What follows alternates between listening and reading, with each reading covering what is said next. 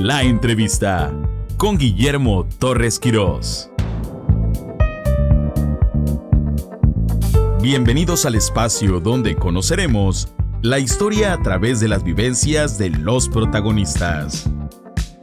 Un espacio abierto donde el diálogo y el intercambio de ideas nos llevan a estar en contacto con nuestro presente.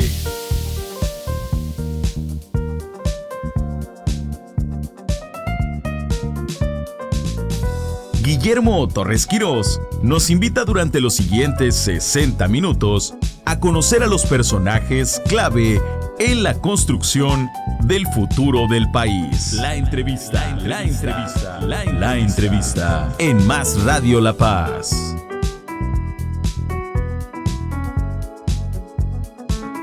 Comenzamos.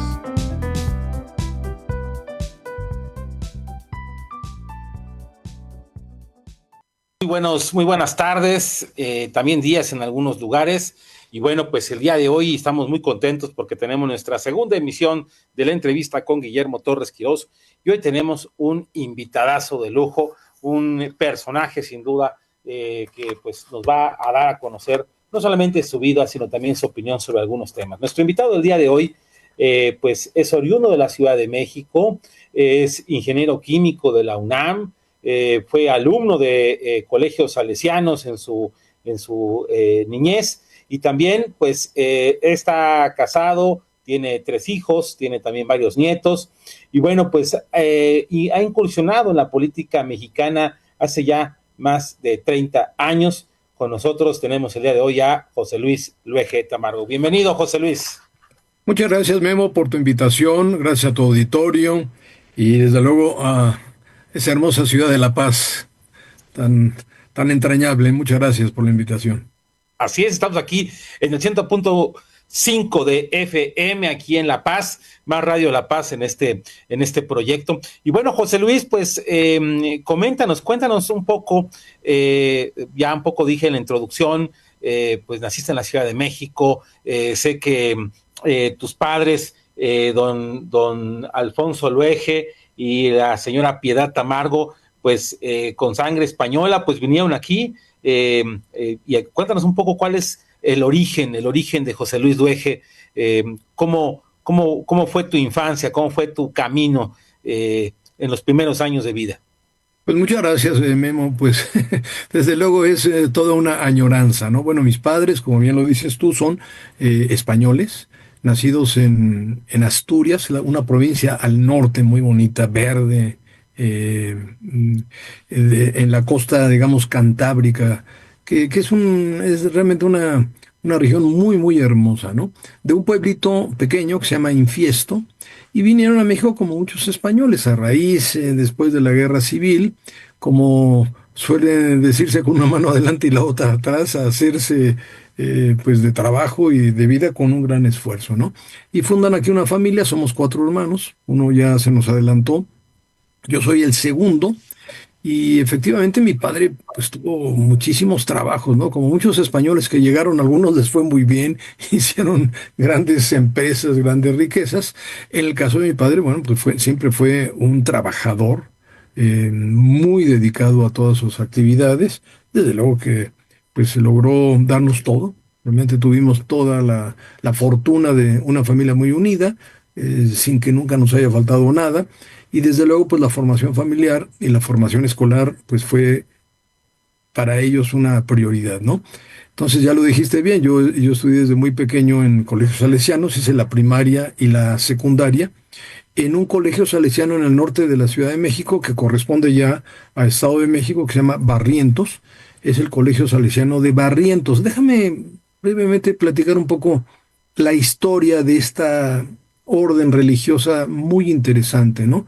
Los salesianos los funda San Juan Bosco, es un santo del siglo XIX, que en cuanto concluye sus estudios de sacerdocio, como que no sabía exactamente cuál iba a ser su vocación, a qué se iba a dedicar, bueno, ya como sacerdote, ¿no? Y primero tiene un sueño, en el que ve a niños que quieren ser atacados por fieras y una mujer muy hermosa los arropa, ¿no? Que es, obviamente él ya la describe luego como María Auxiliadora, o sea, una de las advocaciones de la Virgen María. Y entonces él, en Turín, en una noche, ve a niños en la calle abandonados. Recordemos que es parte de la revolución industrial, en donde muchas familias se desintegraron precisamente por ese cambio tan radical de forma de actividad económica, ¿no? Había muchos niños huérfanos, muchos niños abandonados, muchos niños de la calle. Y entonces él, recordando ¿cómo se llama? Ese sueño, decide, dice, me queda claro, bueno, no lo tenía del todo claro, toma a 2 o 3 niños que encuentra en la calle y se los lleva a su mamá, a su casa. Claro, la mamá le dijo, oye, no, yo no puedo atender a más gente si somos pobres, no tenemos recursos, ¿no? Entonces ahí surge ese movimiento que luego es impresionantemente importante a nivel mundial, que es el de los salesianos. ¿Por qué se llama salesianos? Bueno, porque San Juan Bosco era realmente un devoto de otro gran santo, que es San Francisco de Sales, y entonces él, el primer oratorio que dedica con este primer grupo de jovencitos, de niños, se lo dedica a San Francisco de Sales, y de ahí viene el nombre de los salesianos, para hacer un paréntesis, ¿no? Yo estuve Claro. la primaria y la secundaria con una formación, pues obviamente con mucha disciplina, una formación pues en los valores cristianos que la mayoría de los mexicanos profesamos,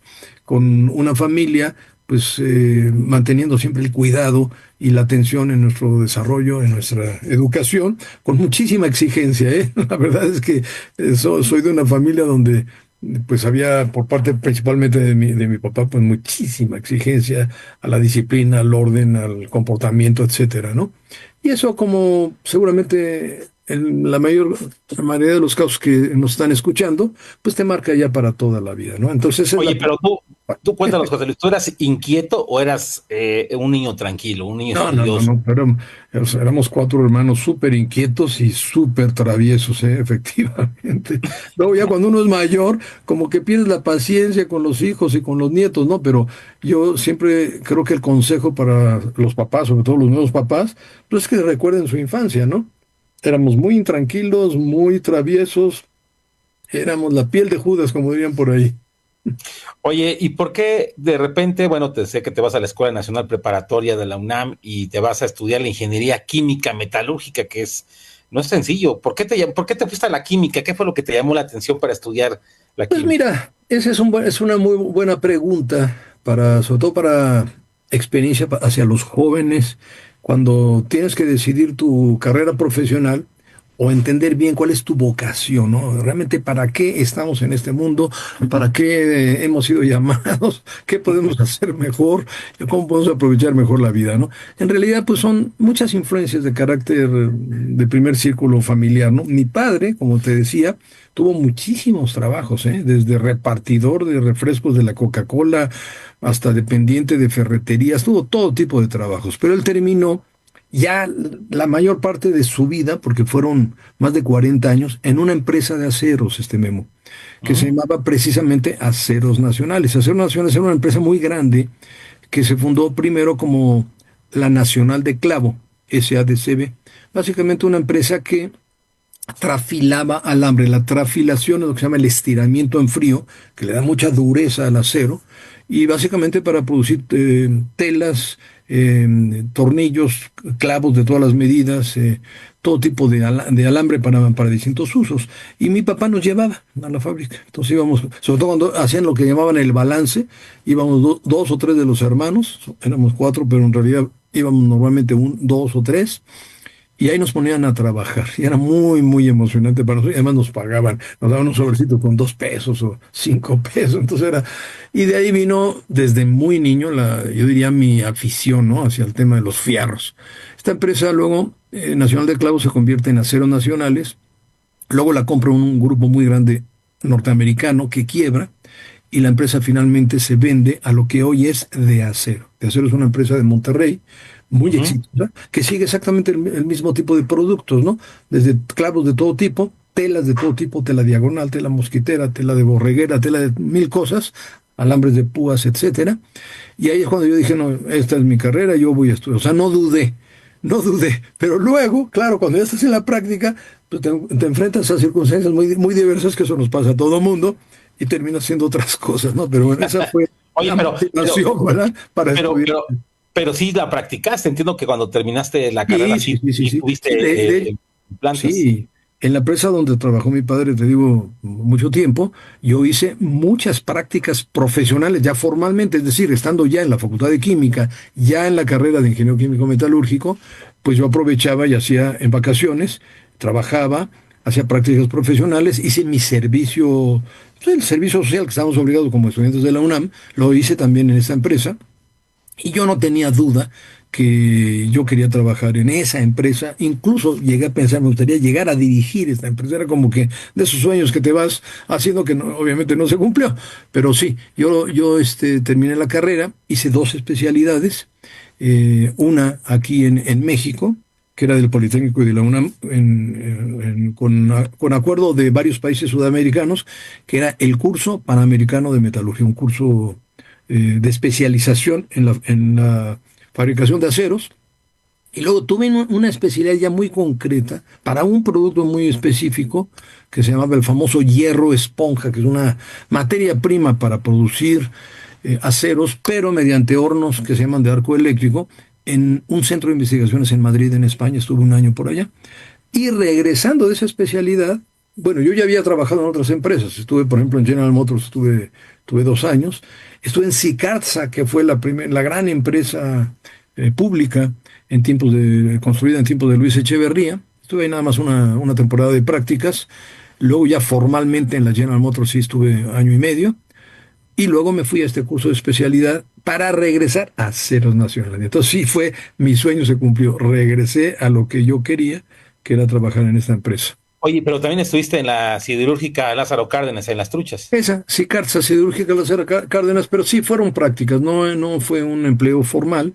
Estuve 3 meses en prácticas, pero fue parte de mi servicio social, que lo hice una parte en Naciones Nacionales y otra parte en Sicarza, en un intercambio, pero sí estuve más tiempo, no recuerdo si fueron 3 o 6 meses, pero sí, conocí bastante bien una gran empresa, hoy es una empresa india, muy importante, claro, con los problemas que ya te imaginarás de los aranceles trompianos, pues no sé qué va a pasar con la Claro. industria del Oye, acero en México. y bueno, ¿y en qué momento decides participar en la política? Si en algún momento Eso, brincaste de estar en esos ambientes sí. a un algo totalmente distinto que es la participación política. Así es. Pues mira, Memo, yo creo que al igual que tú y que muchos amigos y quizá muchos del auditorio que nos ven en este momento, pues son circunstancias, ¿no? Coyunturas.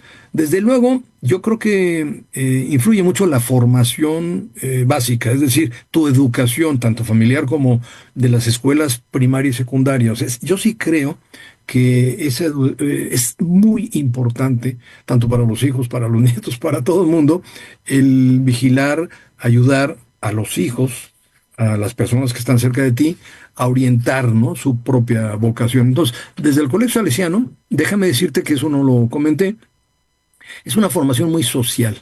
O sea, yo tuve profesores de excelencia, que obviamente, pues tú ya te imaginarás en materia de historia, en materia de religión, en materia política, pues había mucha tensión, como tú bien lo sabes, ¿no? De hecho, había prohibiciones expresas para escuelas, vamos a llamarle confesionales, son escuelas que daban además una formación religiosa.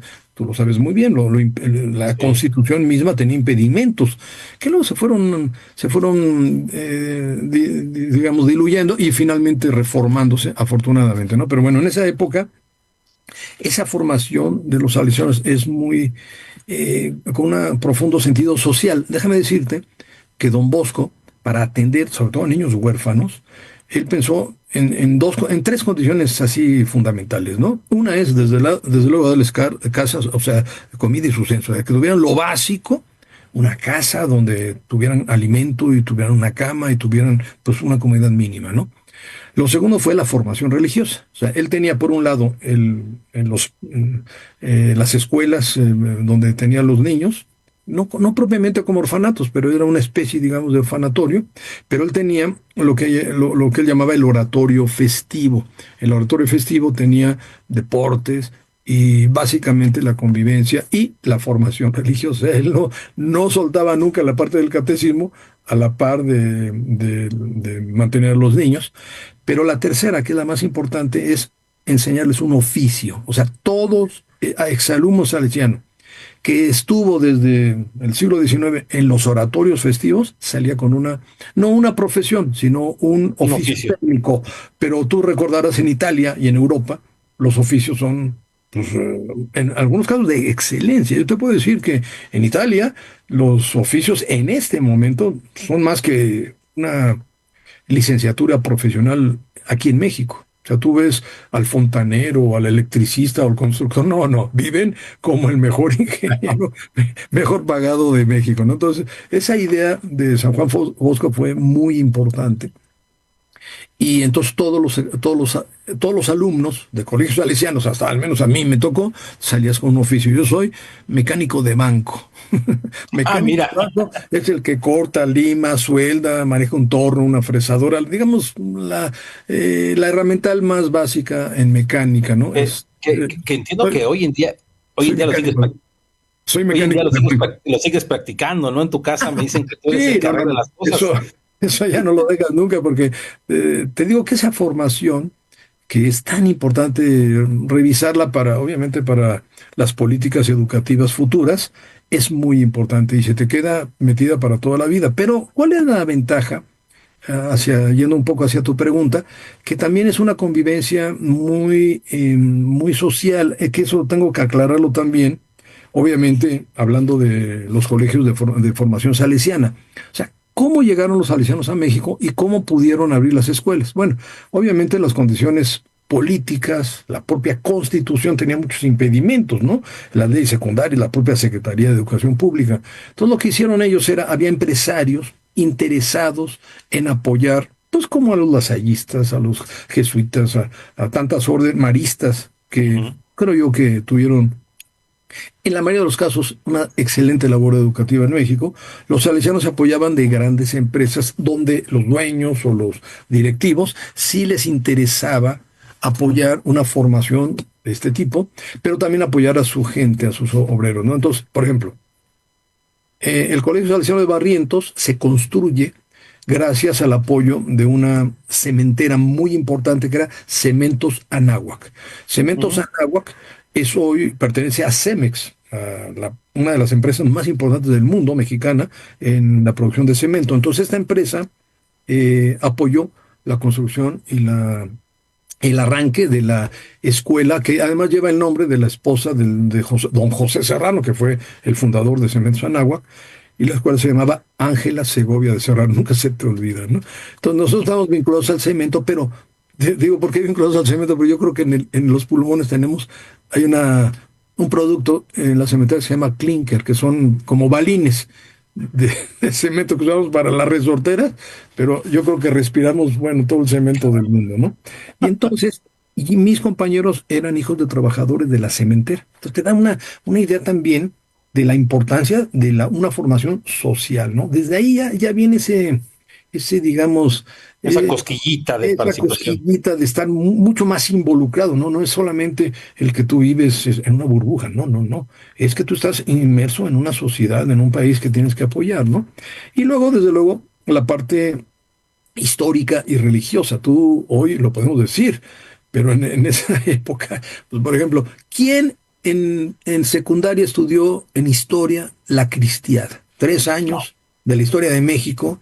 Tremendo, es una persecución que está clasificada como la persecución más violenta del siglo XX a la Iglesia Católica, y no está ni en los libros de texto ni ningún maestro. Pues lógicamente yo tuve la fortuna de tener un gran maestro en historia, que era el director, un sacerdote salesiano, y todo eso te va conformando, pues, la idea de que, pues, no todo lo que te dicen es correcto, ¿no?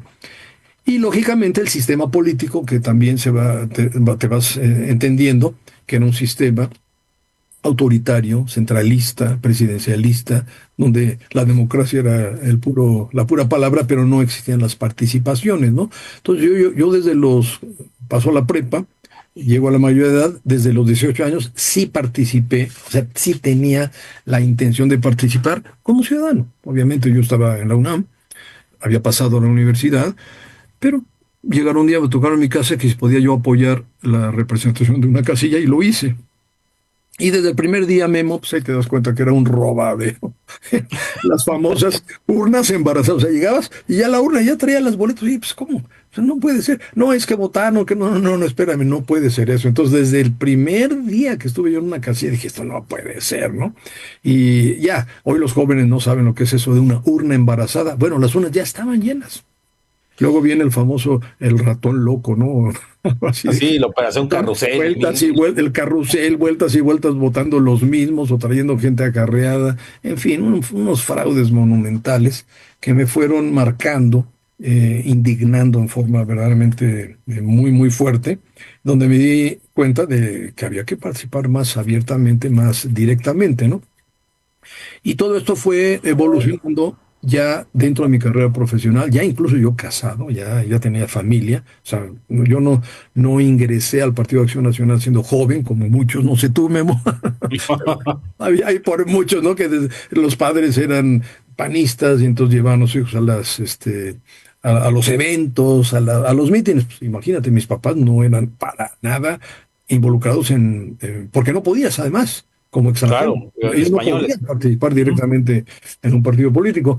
Entonces, ahí vino una figura que me marcó, que era don Salvador Nava Martínez. Tú te Sí, acordarás claro, de San Luis Potosí, claro que sí. el líder del Frente Cívico Potosino, un oftalmólogo queridísimo en San Luis Potosí, un hombre muy involucrado que fue rector de la universidad, luego intentó ser 2 veces candidato A la a la gubernatura. presidencia municipal con una presión muy fuerte, pues, el cacicazgo y el control del sistema en San Luis, pues, como en muchos estados, ¿no? Era era prácticamente total, ¿no? Bueno, pues resulta que uno de los directivos de esta empresa de seguridad nacional donde yo trabajaba era hijo de don Salvador, y él y yo, además de una muy buena amistad, pues empezamos a coincidir en muchas cosas. Y entonces, fue en el 86, yo apoyé directamente a don Salvador, y ahí ya me quedé totalmente marcado de que el asunto mío no iba por la metalurgia, sino que iba más por la parte de participación política. Oye, y entiendo que en 1988 aceptas una candidatura a diputado federal que terminas ganando en aquel 88 con el Maquillo como candidato presidencial, Así y es. aquí en la Ciudad de México fue donde hiciste precisamente, fue, digamos, tu primer cargo público. Y además es donde cambia ya radicalmente mi vida, ¿no? Porque todo esto que te estoy platicando previo al 88, pues fueron simplemente participaciones aisladas en procesos electorales, en el día de la elección, en la vigilancia de casillas, donde siempre estuve presente. Y con este gran amigo mío estuve, pues cuando los militares sacaron las bayonetas en San Luis Potosí. O sea, fue una golpiza ahí tremenda en el Zócalo de San Luis Potosí. Y de ahí ya, entonces sí ya me involucré más directamente en una asociación, ya estando cuando yo entro a la UNAM, yo no tenía ningún contacto con partidos políticos, Memo, ni con Acción Nacional. Todo el mundo a mí me ubica de Acción Nacional como si lo tuviera sangre azul, ¿no? Con Ujú. muchos. No, yo no participaba. Es más, no me sentía tan atraído, ¿no? Y en la Facultad de Química conocí a algunos líderes universitarios que formaron una asociación que se llamó Desarrollo Humano Integral, que me llamó mucho la atención porque era una vía, digamos, no partidista, una vía de participación política, pero no en un partido político. Dije, No, "Uy". no partiste. Entonces fue como que un paso, ¿no? O sea, ¿por qué? Porque esta asociación, sí, yo me tocó constatar en las primeras ocasiones que participé con ellos, de una verdadera, digamos, profesionalismo en la organización de la vigilancia electoral, de la observación en las elecciones, de presentar las denuncias a tiempo, en fin, cosas tan elementales, Memo, que hoy partidos de oposición o ni el propio PAN cumple, ¿no? Entonces, participé en muchas elecciones. Ahí sí ya San Luis Potosí, estuve en Durango en varias ocasiones, de nuevo en la candidatura del famoso negro Elizondo, y Ujú. finalmente todo esto ya me vinculó mucho al Partido de Acción Nacional, es decir, estábamos realmente trabajando de la mano, pero el movimiento nuestro no es por presumir, era mucho más profesional, mucho más estricto en cuanto a la planeación, en cuanto a la disciplina, en cuanto a hacer las cosas como deben de hacerse, de acuerdo a la ley, ¿no? Ujú. Estuve en Durango, estuve en Sinaloa, estuve luego en Chihuahua, estuve en Chihuahua cuando don Luis Héctor Álvarez le cometen el fraude más burdo de la historia. Estuve en muchos municipios importantes, por ejemplo, fui coordinador de campaña de Luis Felipe Bravo Mena en Naucalpan, pero ahí fue ya el descaro, ahí las urnas iban a una casa, imagínate, y lo seguimos y lo detectamos y lo denunciamos, es una cosa verdaderamente escandalosa. Y en el 80 yo conozco a Maquío, a Manuel Cloutier de Rincón, en su campaña a la gobernatura de Sinaloa. Y ahí ya es donde yo digo, no, es por aquí, necesitamos un cambio mucho más de fondo y entonces hay todo un resurgimiento, impulsado principalmente por la Coparmex, lo debo decir, sin tener yo ningún vínculo con Coparmex. Este grupo que te platico, Desarrollo Integral, se une a ciertos liderazgos, a varios liderazgos de Coparmex y se promueve una participación mucho más activa de empresarios, no como nosotros, o sea, no los grandes empresarios, sino gente como nosotros, clase medieros e inquietos por la situación política. Y desde el 85 me le pego a Manuel Cloutier, lo apoyo en la campaña presidencial a fondo, pero déjame decirte, yo era director técnico en la empresa de Aceros Nacionales. En toda esa época yo tenía un cargo profesional muy importante en la empresa, hasta que llega un buen día fatídico. Perdón, a lo mejor me estoy extendiendo mucho en la historia. No, pero Y en una noche que unos líderes del PAN de la Ciudad de México convocaron al Maquío, el Maquío en el centro, pues para mí fue, olvídate, ¿no? Una cosa muy emocionante. Y un grupo de jóvenes, todos ya, bueno, jóvenes ya como yo yo tenía 33 años y era director técnico, tenía un cargo muy importante.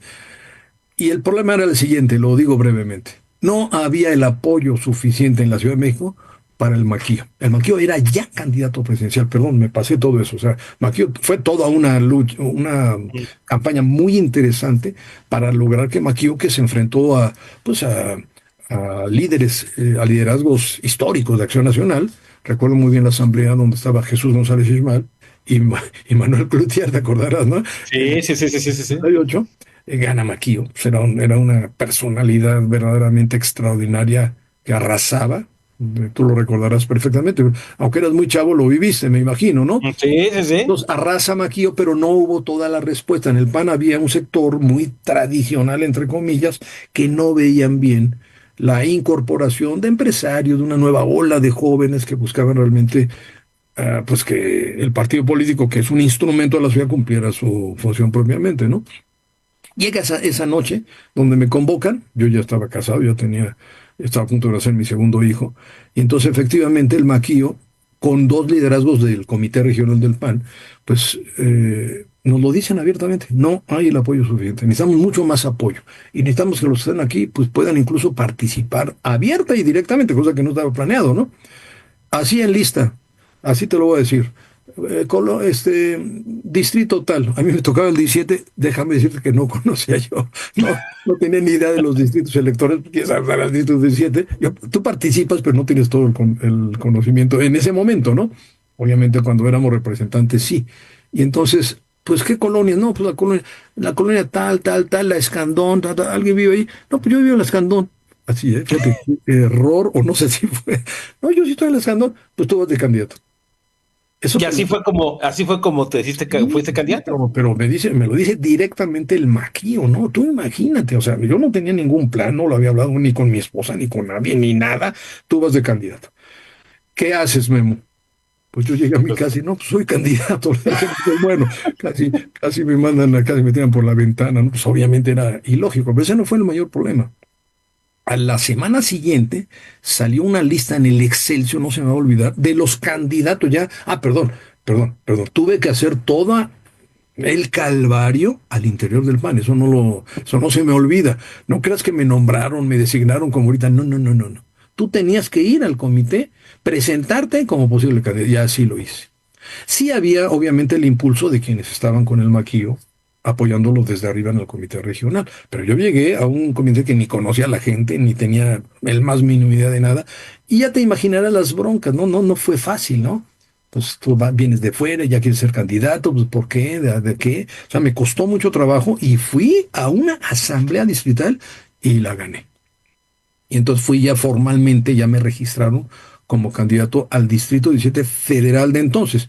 Y dijiste que viste una publicación en Excelsior. ¿Y qué pasó en esa publicación? Una semana después de que ya estaban las listas de los candidatos, estaban unas listas, no te miento, Memo, en un tamaño microscópico, o sea, no había manera de leerlas en así letras pequeñas porque estaban los 300 distritos electorales y los candidatos de todos los partidos de los partidos de entonces, que eran otros, ¿verdad? Te acordarás del PPS, del PAR, sí, del PRI, del PAN, y ahí aparecía tu servidor. ¿Yo qué iba a pensar? Yo ni lo había visto. Pues claro que me manda a llamar el dueño de la empresa, el director general. ¿Qué te pasa, José Luis? ¿De qué? Pues ¿cómo estás tú de candidato? Pues que eso no puede ser, tú eres mi director, no puedes estar en una campaña. No, hombre, olvídate, se trata de apoyar al Maquillo, es un tipazo y ve la necesidad de un cambio en México, ¿no? Pues para no hacerte la larga, al día siguiente me corrieron. En automático, o sea, en medio de la campaña y corrido. En fin, ahí fue donde ya cambió radicalmente Vamos, mi sufrimiento. muy interesante, José Luis. Vamos a hacer ahorita una breve pausa. ¿Y cómo no? Vamos a regresar para que nos platiques rápidamente de aquella campaña del 88 y después, pues todo lo que se ha venido dando en tu vida con cargos públicos de importancia y demás. Los invitamos a todos a que sigan escuchando aquí en el 101.5 de FM más Radio La Paz. Recuerden que estamos también en redes sociales, en Instagram, en YouTube y en Facebook. En un momento más regresamos.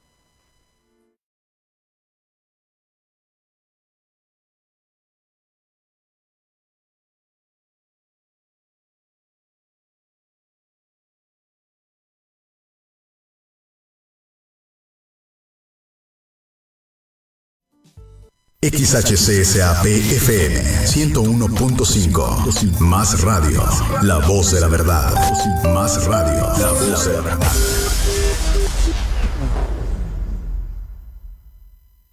¡Aquí va mi superpoder! Y mi superpoder. ¿Y el mío? ¿Y el de mi hermanito? Protejámonos todas y todos de enfermedades en la temporada invernal. Con el superpoder de las vacunas contra la influenza y el COVID. La vacunación salva vidas. Para COVID, a partir de los 5 años. Y para la influenza, adultos desde 60 años. Y niños de 6 a 59 meses. Ven a cualquier unidad de salud o centro hospitalario y aplica las juntas. Gobierno de México. ¿Quieres saber qué hacemos en la CNDH? Trabajamos todos los días para proteger tus derechos buscando la prevención de las violaciones de derechos humanos a través de la promoción, estudio y divulgación de los mismos en conjunto con las autoridades para la construcción de una cultura de paz. Si requieres orientación o presentar una queja, consulta cndh.org.mx o llama sin costo al 800-715-2000. En la CNDH defendemos al pueblo. ¿Quieres mantener en óptimas condiciones a tu vehículo? Te traemos algunos consejos esenciales para el cuidado de tu vehículo y asegurar que te acompañe en cada aventura. Primero, revisa el aceite regularmente. Un aceite limpio y en buen estado es clave para el rendimiento del motor. Cambiarlo cada 5.000 a 7.500 kilómetros es una buena práctica. Segundo, cuida tus neumáticos. Verifica la presión al menos una vez al mes y no olvides revisar el desgaste de la banda de rodadura. Unos buenos neumáticos son tu mejor aliado para la seguridad. Tercero, frenos en buen estado. Escucha cualquier ruido extraño cuando frenes. Si sientes que pierdes potencia, es hora de llevarlos al mecánico. Además, no olvides limpiar y proteger la carrocería. Un lavado frecuente no solo es estético, también ayuda a prevenir la corrosión. Por último, realiza un chequeo general al menos una vez al año. Así evitas sorpresas en la carretera. Cada detalle cuenta. Recuerda, cuidar tu vehículo es cuidar de ti y de los que viajan contigo. Mantén tu vehículo siempre en óptimas condiciones y disfruta del viaje. Somos Más Radio La Paz.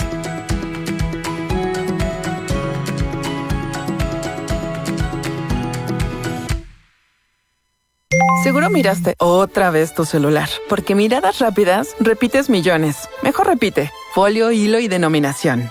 ¿Qué te cuesta mirar mejor tus billetes? Cuando recibas un billete, mira bien 3 elementos de seguridad.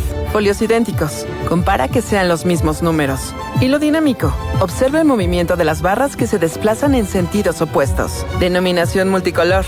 El número cambia de color. Folio, hilo y denominación. Hay miradas que valen 1000. Banco de México. En un hecho histórico en la Cámara de Diputados, reformamos la Constitución en materia de igualdad sustantiva. Con ello se garantizará el derecho de las mujeres a una vida libre de violencia, igualdad salarial entre hombres y mujeres y la paridad de género en la vida laboral del país. También establece la obligación en las instituciones de seguridad pública para que se rijan por el principio de perspectiva de género en la investigación de delitos. Cámara de Diputados, 66ª Legislatura, Soberanía y Justicia Social. Más Radio La Paz. Frecuencia 101.5 FM. XHCSAP FM. Más Radio, la voz de la verdad.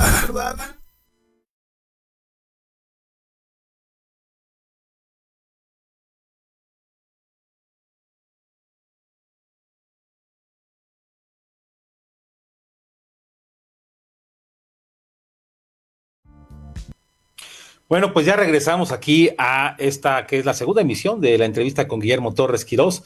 En esta ocasión contamos con la presencia de José Luis Dueje Tamargo, un buen amigo, un pues mexicano sin duda excepcional que ha hecho carrera en la política. Ya nos contó de su infancia, de la influencia precisamente de los salesianos en su vida, de también pues en su momento su amor por la metalurgia, por la química, pero también su amor por México, por la sociedad y por esa participación en la política. Y precisamente nos estaba contando pues de uno de los días que yo creo que fue cruciales en su momento, o uno de los años, mejor dicho, 1988, acepta una candidatura a diputado federal y pues se queda sin trabajo cuando se enteran que va a ser candidato. Cuéntanos, José Luis, ¿qué pasó después qué pasó exactamente ya en esa campaña electoral? Ya hace casi 40 años de eso. Ya. Pues mira, fue para mí una de las mejores experiencias de mi vida, ¿no? Me ayudó mucho, como te comenté hace un momento, las experiencias en temas de defensa electoral, de observación electoral. No lo comenté, pero estando yo en el DIAC famoso, formamos un grupo que se llamó el RECAP, Resistencia Civil Activa y Pacífica. En fin, varios métodos para participar frente a situaciones pues muy adversas, ¿no? Políticamente, que es la que nos tocó a nosotros. Entonces la campaña, obviamente sin dinero, sin recursos, prácticamente no había nada. Yo la enfoqué fundamentalmente en recorrer el distrito, conocerlo, ir a fondo, casa por casa, colonia por colonia, full time, con un grupo muy pequeñito de quienes me apoyaron, pero yo me concentré en algo, Memo, elemental, que es el representante de casilla. Es decir, yo formé, todo mi recorrido era para captar al representante. No fue una campaña, digamos, que dijeras una gran campaña, ¿no? Sí. En realidad, mi concentración fue en escoger jóvenes, gente que tuviera entusiasmo, pero claro, teníamos el gran cobijo de la campaña del maquío. O sea, el maquío transformó la participación de campañas políticas. Tú recordarás que tuvo una sola entrevista en televisión, la única que había habido en toda la historia de Ricardo Rocha electorales. Y bueno, eso arrasó completamente el maquío con esa famosa entrevista. Y luego sus presentaciones en todos los estados de la República fueron excelentes. Yo obviamente me tuve que concentrar en Ciudad de México. Yo acompañé, siempre que estuvo aquí el maquío, siempre lo acompañé.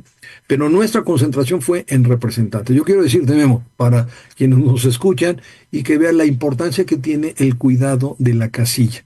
Yo tuve 100% de representantes de casilla escogidos por mí, uno por uno. El día de la elección, yo tuve el 99.999 de las actas, excepto un desgraciado que no me cumplió, no me llevó el acta. No fue a cuidar la casilla. A las 5 de la mañana nos presentamos en su casa, la mamá, que obviamente ya me conocía, pero ya nos habíamos presentado, lo levantamos de la cama casi a golpes, dame el acta, y teníamos nosotros a las 7 de la mañana todas las actas computadas donde había habido un triunfo total. Obviamente un triunfo, aquí lo debo decir, no, aquí sí no es un método, no hay un mérito, digamos, personal, ¿no? El mérito de la campaña del 88 se debe al Maquis, un hombre que realmente transformó la participación política y que al Partido Acción Nacional, que tuvo una lucha histórica y además muy merecida, con grandes triunfos en toda la historia, la mayoría no reconocidos, pues un gran candidato, el mejor candidato, uno de los mejores candidatos que ha tenido el Partido Acción Nacional, ¿no? Entonces pues ya sabes, el fraude del 88 que lo siguen negando, incluso la pasada administración de López Obrador lo negaba, incluso López Obrador de una forma verdaderamente increíblemente ilógica llama a su gabinete a Manuel Bartlett, el secretario de Gobernación, presidente del entonces Instituto Federal Electoral, responsable del mayor fraude hecho en la historia de México electoral, que fue el fraude del 88, donde lamentablemente, Memo, pues ni siquiera podemos afirmar quién ganó. Obviamente todo el mundo, mucha gente dice, no, ganó Cuauhtémoc Cárdenas. Yo te quiero decir sin apasionamientos que puedo decir, ganó Maquis. Lo puedo decir porque seguí muy a fondo todo el proceso, estuve involucrado al 100% y las actas fueron alteradas terriblemente. Déjame una anécdota muy rápida. En el grupo parlamentario que fue el más grande en toda la historia de Acción Nacional, 101 diputados, creo que era el único ingeniero, había muy pocos ingenieros. Tuvimos un líder increíble, un líder histórico del PAN, que era don Abel Vicencio Tobar, que a mí me aventaba todas las chambas de ingeniero, ¿no? Que había que reconstruir algo de José Luis Golán, que había que hacer una cosa, todo lo que era ingeniería, ¿no? Bueno, a mí me tocó, fui el responsable del grupo parlamentario del conteo de las actas, de la revisión de las actas, mismo. Obviamente te puedo decir aquí, la inmensa mayoría de las actas de cómputo de las miles de casillas en el país estaban alteradas. Y algunas estaban alteradas con una cosa tan burda que, bueno, ya ahorita te da risa, pero es algo indignante, ¿no? Y ya en el cotorreo, como buen ingeniero, pues empezamos a bautizar a las actas, primero la Zapato, ¿no? Zapato casi todos los votos eran para uno, ¿no? Todo PRI. Pero luego estaba el Zapato Imperial, que le metían 1000 votos más, es decir, tenía, donde estaba el cómputo del PRI, una cifra a la izquierda, que cambiaba una cifra de decenas, o la convertía en centenas, o de centenas la convertía en miles. Digo, oye, pero si el padrón no tienen ese padrón. Sí, pero claro. Ahí está. O sea, se computaron actas totalmente falsas, totalmente alteradas, ¿no?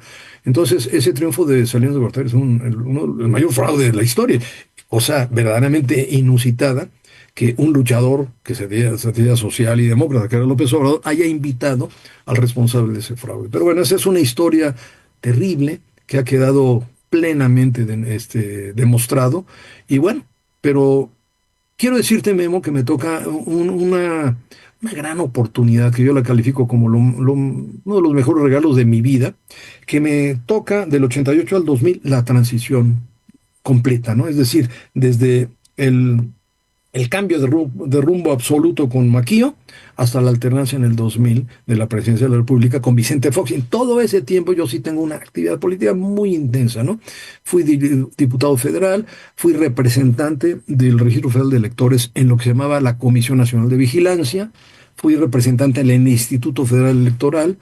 Ahí ya yo me hice miembro del PAN en el 88, aunque participé desde mucho antes, como te lo dije, desde el 85 prácticamente, y luego tuve pues, los cargos más importantes. Fui miembro de varios comités ejecutivos nacionales, con don Luis Héctor Álvarez, con Carlos Castillo Peraza, con Felipe Calderón, fui consejero nacional, y luego tuve la oportunidad de volver a competir en una diputación, en ese caso fue plurinominal, en la Ciudad de México, y eso me centró mucho más en la política de la capital, ¿no?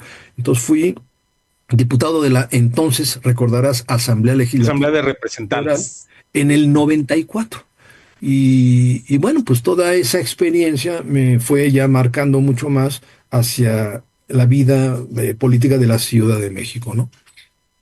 José Luis, llega el año 2000, llega pues la alternancia, tú eras presidente del PAN de la Ciudad de México, llega el gobierno de Fox, y a la mitad de la misión de Fox te invitan a trabajar en la Profepa, la Procuraduría Federal de Protección al Ambiente, y después también unos meses, o casi un año, mejor si no mal me equivoco, a la Secretaría de Medio Ambiente, y después de ahí a la Conagua. Es decir, empezaste a especializarte en temas ambientales, sin duda, por estos pasos. ¿Qué podrías decirnos de ese paso por la Administración Pública Federal, y más con esas responsabilidades en un tema que hoy en día es un tema crucial, todo lo que se habla del cambio climático, que se habla de la erosión, de la falta de agua, todo esto? Cuéntanos. Bueno, lo que pasa es que, como lo decíamos hace un momento, el 88 fue un parteaguas, ¿no? En mi vida profesional. Evidentemente, pues ya me habían corrido, yo no tenía ni empresa, ni trabajo, ni despacho, ni nada, ¿no?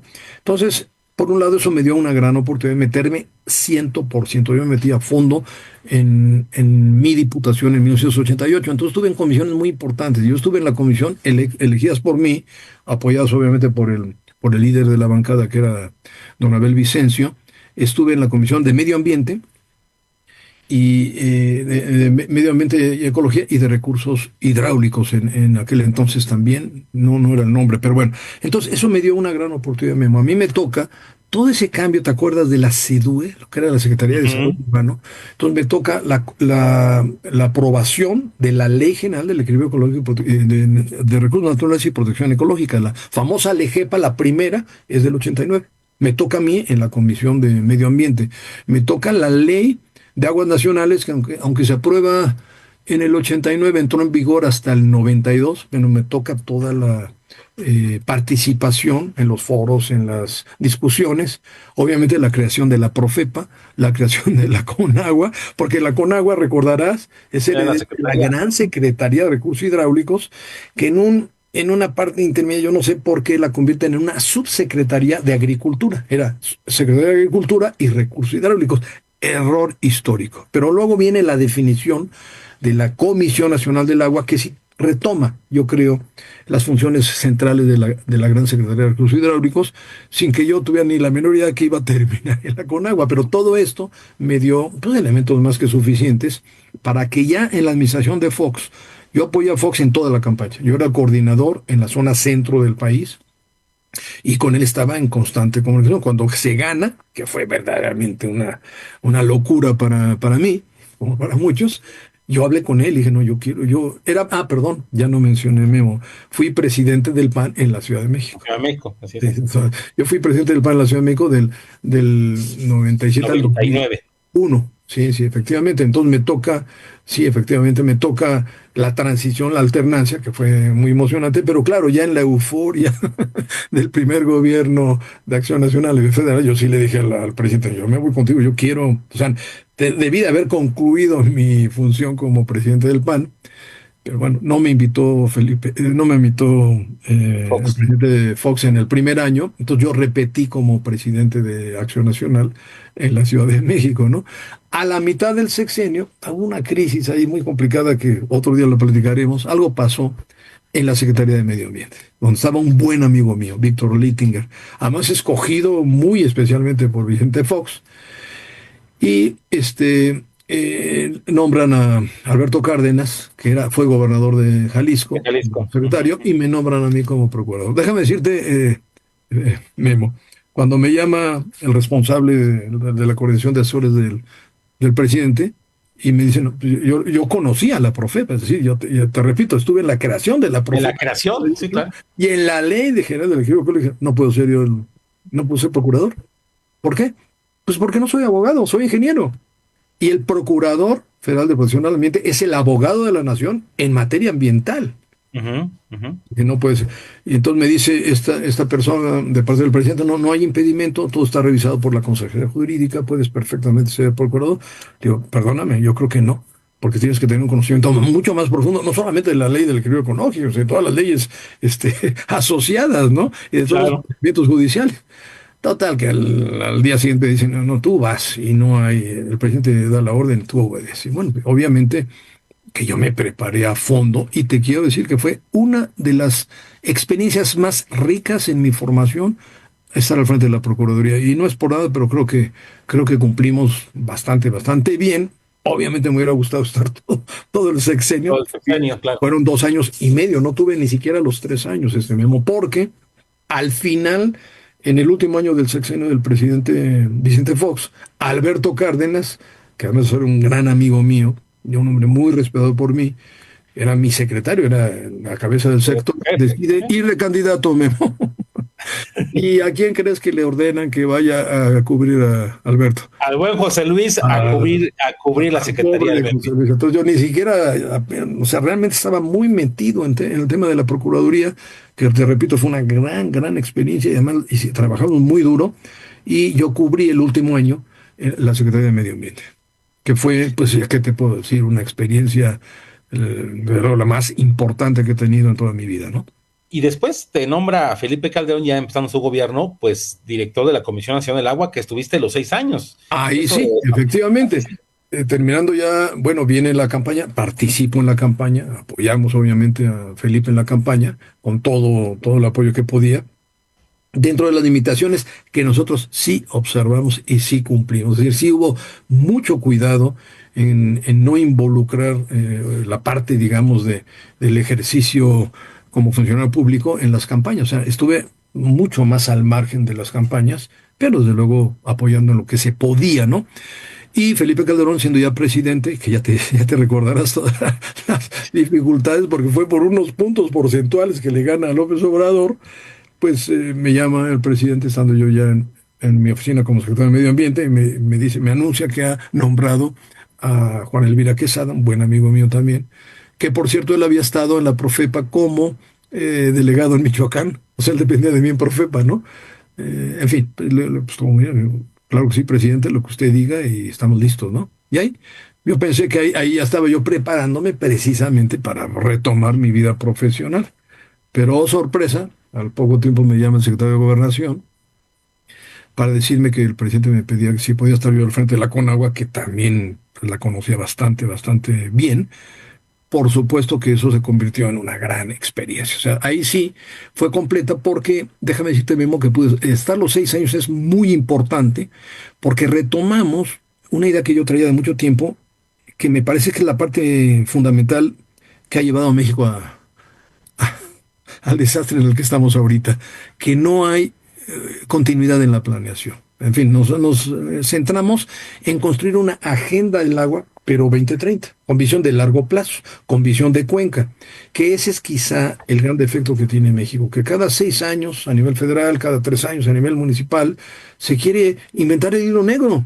Y entonces los programas que deben de ir avanzando, porque lógicamente el tema de la función pública y de lograr llevar los servicios a todo el mundo, pues lleva tiempo, Memo. Y entonces, no, llega otro gobierno y echa para atrás lo que hizo el anterior, es un problema. Entonces nosotros nos metimos en una planeación a largo plazo que funcionó como relojito.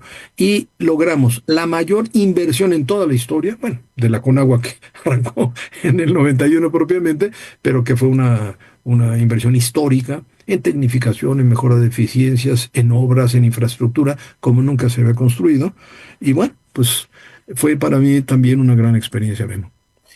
Pues mi querido José Luis, el tiempo la pandemia se nos comió, tenemos que seguir en otro momento platicando, porque hay que platicar más cosas de la experiencia y más, pero ya para terminar, y antes, y con eso me gustaría que dieras tu mensaje final con la siguiente, imagínate que es el momento de dar pues las palabras finales, como quieres que seas recordado.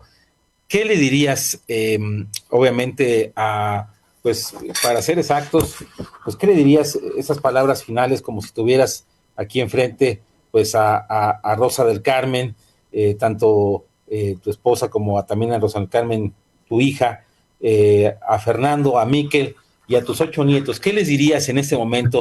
¿Qué sería el mensaje final que tú les quisieras dejar a ellos para el futuro? Bueno, desde luego que yo estoy muy agradecido, ¿no?, por todo el apoyo que he tenido. Y yo diría por la paciencia, ¿no?, principalmente de mi esposa, que sí fue pues muy duro, ¿no? La vida de un político es muy absorbente y muchas veces desordenada, déjame decirte, que eso afecta mucho a la familia y a los hijos, ¿no? Entonces, primero yo me centraría en agradecerles. Pero en segundo lugar, haría a ellos, principalmente a mis nietos e hijos y al público en general, participación. O sea, México está en una crisis terrible, toda esa vivencia que tuve yo de la transición democrática del 88 al 2000, veo que se está diluyendo, se nos está yendo entre las manos, y entonces es fundamental para el futuro de México una participación abierta, directa, no solo en partidos políticos, sino en todos los ámbitos de la vida de las personas, ¿no? En los colegios profesionales, en las cámaras industriales, en los partidos políticos quien pueda, en las asociaciones de todo tipo. La única garantía de recuperar una vida democrática para México es una amplísima participación. Entonces yo estoy profundamente agradecido con mi familia, profundamente agradecido con mi esposa y con mis hijos, pero sí les hago un llamado a ellos y a todos que tenemos que volver a lograr una participación activa de toda la sociedad. Y agradecerte, Memo, la oportunidad. No, el agradecido somos nosotros. Pues muchísimas gracias, José Luis, te deseamos el mejor de los éxitos en todos tus proyectos que están en camino para ti, para tu familia, y agradecerte el que nos hayas acompañado el día de hoy en este programa.